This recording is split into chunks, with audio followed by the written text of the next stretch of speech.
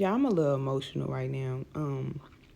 I've been voicing my concern about my son's pain tolerance level. Like, you know, when he was in the hospital and got his heart surgery, he didn't cry after heart surgery at all. Like, they give them drugs, pain medicine, but they stopped giving it to him. They stopped trying to give it to him after like 3 days because he wasn't crying at all. Like, he did not cry. And I told them, like, no, still give him pain medicine because he has a high pain tolerance, and I don't want him to feel like he's too good for it. Like, I want him to be comfortable. Like, I just want him to be comfortable because I can't imagine how it feels to have heart surgery. But today I had to take him to get his tacro levels checked. That's one of his medicines. I believe that's the anti-rejection level. Um, Took him to do that. I was with my sister. So he knows the hospital. He knows what it is. He knows when we go into the room, more than likely they're gonna do some type of test, something, whether it's listening to him, whether it's hooking him up to the blood pressure, whether it's getting his labs done. So today he had to go in the lab room, and he immediately, like, as soon as we sat down in the chair, he knows what the chair is, so he immediately, like, grabbed onto me to like hug me.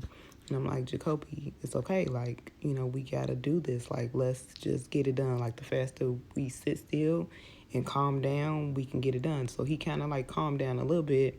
But when she went to go like look at his arm, he started crying again. So my sister turned on YouTube for him, and he didn't even flinch when she put the needle in. He kind of looked, and I was like, Kobe, don't look, just watch YouTube. So I massaged his arm just to like calm him down, because when he's calm, the blood flows faster. So we get it done faster. The faster we can get all the blood that's needed, the faster we can, get the needle out.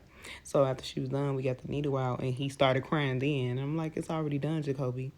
Um, so then she put the band-aid on. I told her to like, wrap it with the little brown tape that they have, because he likes to pull the bandages off. She did that, and he pointed to it, and he whimpered and said, it hurts.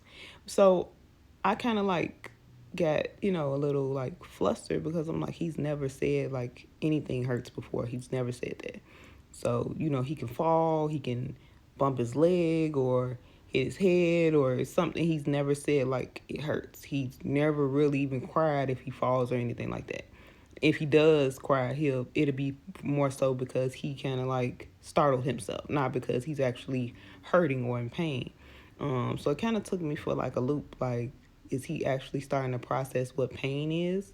And it's just crazy because he's 3 years old. So just imagine that you haven't processed pain all this time, and now you're finally processing what pain is.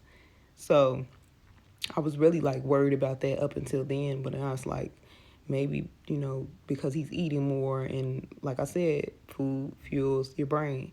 So he's eating more, and he's thinking about, things like the pain processors and stuff like that.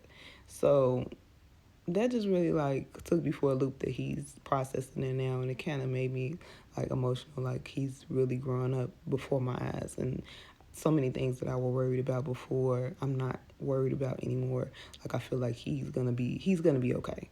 And then he told my sister, like, I want to go, and she was like, yeah, Kobe, come on, we leaving now, we can go, we can blow this popsicle stand. So it was just really like God showing me like everything is gonna be fine. Like, I told you, everything will be fine. Stop worrying. So I'm not gonna worry. I'm gonna push this content out. I'm gonna, continue to help him to walk. And I can't wait to show y'all him walking. Like, I feel like that's gonna be like a monumental moment to see him finally walk. So yeah. Y'all have a great Merry Christmas. Merry Christmas and Happy New Year.